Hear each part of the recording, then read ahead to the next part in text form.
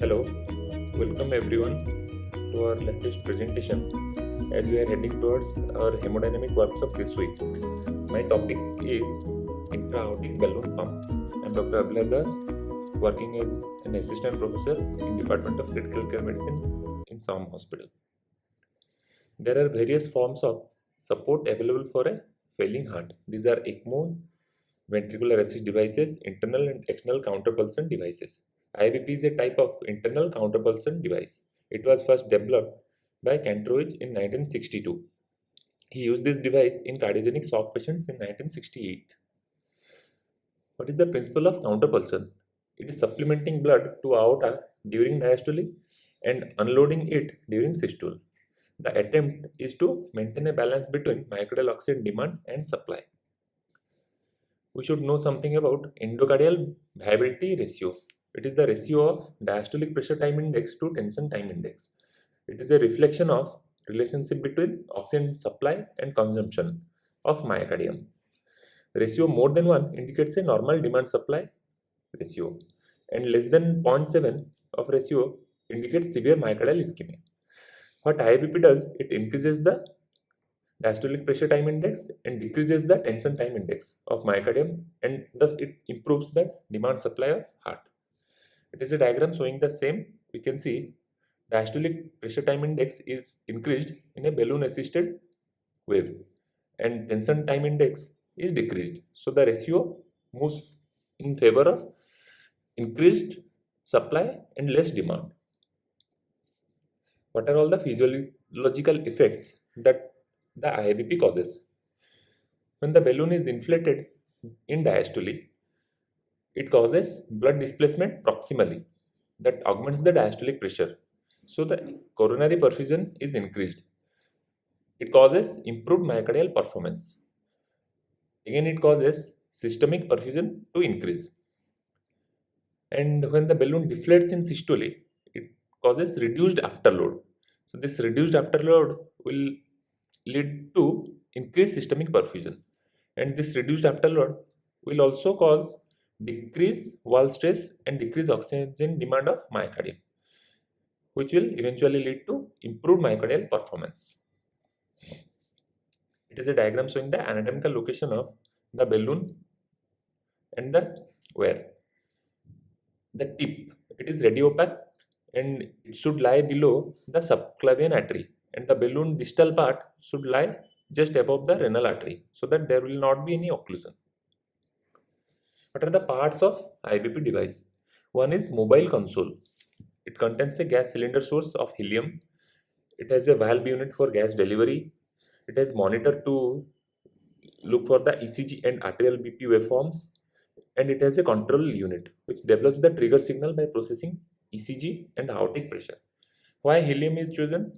Because it has a low viscosity, it is a very benign gas, and in case of rupture of the balloon, it is absorbed quickly in blood so that no embolism is formed. Then the balloon catheter. It is very flexible. It has two lumens, one for distal aspiration, flushing and pressure monitoring, and the other one is for delivering and removing helium gas to balloon. The balloon capacity is between 25 cc to 50 cc. It is chosen according to the height of patient. For an average adult male, around 40 cc of balloon capacity is maximum. So what is the procedure? To insert the iabp, first we have to fully collapse the balloon, applying vacuum with 60 ml syringe. Some kits require that the plunger is completely pulled out to achieve this. Then we can use the percutaneous Selden jet technique or surgical cut down to insert the catheter. We have to access the femoral artery at 45 degrees with a needle. Then we have to pass the guide wire through that needle and advance until the tip is in the thoracic aorta. The wire should pass very easily. Then we'll pass the sheath over the wire in a similar manner as we do in PA catheter. Then through the sheath, we have to pass the balloon over the guide wire and we have to insert as the distance as we estimated before. The distance can be measured from the sternal angle to umbilicus, then to femoral artery. It must be inserted to at least the level of manufacturer's mark. Usually a double line is there to ensure that the entire balloon has emerged from the sheath inside the aorta. Balloon should be positioned so that the tip is above 1 centimeter distal to the origin of the left subclavian artery. We have to watch for the loss of left radial pulse. If it is too high, you can occlude the left subclavian artery. Then we will remove the wire. Return of blood via the central lumen will confirm that the tip is not subintimal or it has not caused any dissection. Then we have to flush the central lumen and we have to connect it to the transducer to monitor intra-aortic balloon pressure. Then how we are going to confirm the position? First is X-ray, second is transesophageal echo. The arterial balloon waveform and pressures are shown on the console. We have to check for the normal morphology and appropriate timing of inflation and deflation in a 1:2 augmentation ratio. We will do chest X-ray. That there we can see the radiopaque tip in the second intercostal space just above the left main bronchus. The lower end of the balloon should lie cephalad to the renal arteries. And in transesophageal echo, we can directly visualize the catheter and balloon 1 centimeter distal to the left subclavian artery. So what are all the triggers that the IBP uses? The most common trigger is ECG, using the R wave to identify the onset of systole. If the sinus rhythm is there, then deflation can be for a set time period. But in fibrillary ECG, the balloon deflates when the R wave is sensed. Some patients, they have paced heart. So it may be ventricular pacing or arterial pacing. IBP can be used there also, and the IBP initiates through the paced waves. Arterial waveforms also can be used, but it is not very common. An internal trigger mode is available for asystolic arrested patients. We can see from this diagram normal ECG, the IBP waveform, and the balloon waveform. The midpoint of T corresponds with the inflation of the balloon, and the R wave, that is peak, corresponds to the deflation of the balloon. What are all the anticoagulations that are needed? Routine anticoagulation is actually not needed in 1:1 augmentation. But if we use as 1:2 or 1:3 augmentation, any anticoagulant like heparin can be used. How we are going to optimize the use of iabp? First is correct position of the balloon. That balloon should lie just distal to the left subclavian artery. Then optimal balloon volume, that is around 40 to 50 cc. Then the timing of balloon inflation and deflation. Inflation at the onset of diastole and deflation prior to the beginning of systole. Then rhythm should be regular. The timing is 1:1. Inflation takes place at the dicrotic notch. And the slope of the augmented diastolic wave forms should be straight and parallel to the systolic upstroke. What are all the hemodynamic effects that the IBP causes? It causes augmented diastolic pressure, and it should exceed the non-augmented systolic pressure. The end diastolic pressure at the balloon deflation is lower than the preceding unassisted end diastolic pressure by at least 15 mm of mercury. And the systolic pressure following the cycle of balloon inflation should be lower than the previous unassisted systolic pressure by about 5 mm of mercury. It is a diagram showing the normal augmented waveform. We can see it is the augmented diastolic pressure, end diastolic pressure, that is less than the unassisted pressure, and the assisted systolic pressure is less than the unassisted systolic peak. What are the factors that affect and increase or decrease the efficiency? The timing of inflation and deflation, the assist ratio, the heart rate should be less than 130 to have a good benefit of IBP.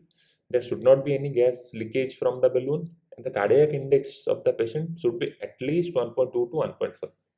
That requires the IBP to be effective. What are all the complications?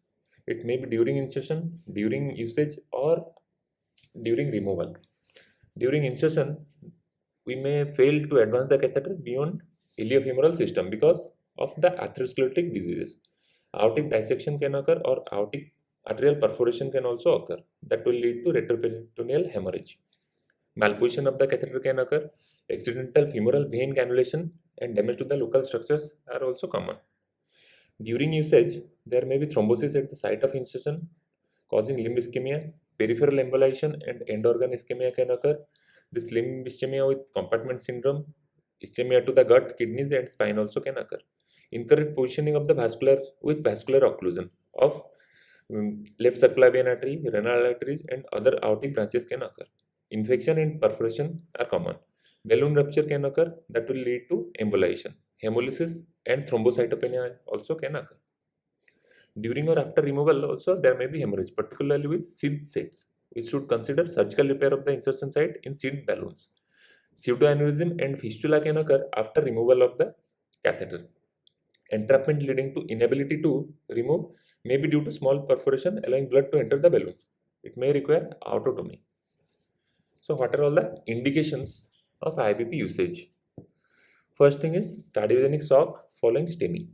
Then post CABG patients when we are not able to wean the patient from CABG. Then post MI mechanical complications like severe mitral regurgitation or ventricular septal defect when they are planned for surgical repair. Severe ischemic heart disease awaiting any surgery or stenting. It may be also used as a bridge to cardiac transplantation. There are a lot of trials like IBP shock trial, lot of meta-analysis have been done to see the usage or any mortality benefit. But till now, there is no significant evidence of any mortality benefit in IBP usage. What are all the contraindications of IBP? First is aortic regurgitation, then aortic dissection, severe peripheral vascular diseases, aneurysm of aorta, prosthetic grafts, septic patients, lack of experience with management, severe coagulopathies, and low cardiac output states and arrhythmias. And how we are going to wean the patient from IBP? When the patient is hemodynamically stable and support is not required, we may think of weaning. It may be by a rate-based method or volume-based method. In rate-based method, we have to decrease the IBP frequency gradually from 1:1 to 1:2, then to 1:3. It is more commonly used than volume-based. And in volume-based method, 10% of the total volume of balloon is decreased every hourly for 5 hours. Then the catheter can be removed. During this process, we have to keep a watch on hemodynamics and the clinical status of the patient. Then during removing, we have to confirm the hemodynamics and the coagulation profile. Then patient is positioned supine, IBP is put on standby mode, then turned off to let the balloon deflate completely. Then it is removed and the insertion site is let to bleed for at least 2 seconds to remove any clots or thrombus. Then the sufficient pressure is applied to achieve hemostasis. And we should know something about all the waveforms and how to troubleshoot when there is some problem. First is early inflation of the balloon. We can see from this diagram, there is early inflation before the dicrotic notch. What happens? The aortic valve will close prematurely, systole will end prematurely. That will cause increased afterload and there will be decreased cardiac output. Then late inflation. What will occur in late inflation? There will be decreased diastolic augmentation. The normal IBP waveform will be, the diastolic wave should be like this, but there is decreased diastolic augmentation. So it is not able to provide adequate amount of blood during the diastolic phase, so the good effects are gone. Then what occurs if there is early deflation? In early deflation, the aortic end diastolic pressure will return to the normal unassisted level. It is not able to decrease to the as in assisted waves, and the assisted beat also is same as the unassisted systolic beat. So what will occur? There will be failure to increase the oxygen supply and decrease the oxygen demand of myocardium. Then what occurs if there is late deflation? In late deflation phase, there will be increased aortic end diastolic pressure and increased afterload. So the myocardial oxygen demand increases. So there is reverse of IBP effects. And it is a normal balloon pressure waveform. It has inflation overshoot, it has a plateau phase, it has a deflation overshoot, and it has a filling pressure baseline. So the abnormal waveforms you have to see. One is low balloon plateau pressure, where it occurs if the balloon is too small for that patient, or if the patient is in shock and very vasodilated states. Then if there is malpositioning of the balloon, then this type of wave occurs. Next is high plateau pressure, where it occurs in hypertensive patients and if the balloon is snugly fit to the outer, means it is oversized for that patient, or any malposition of the catheter balloon. Then what happens if there is waveform like this, that is elevated filling pressure baseline, means after each cycle some air is staying inside the balloon. Where it occurs if there is kinking anywhere in the circuit, or there is malfunctioning of the device. So we have to change the device and we have to see for any kinking. What it will do, if there is increasing filling pressure of the balloon, then it may rupture and embolization can occur.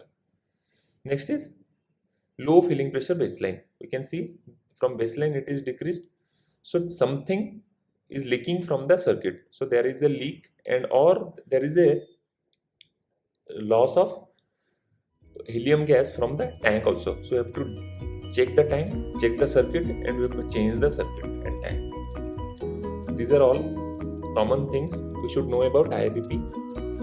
Thank you.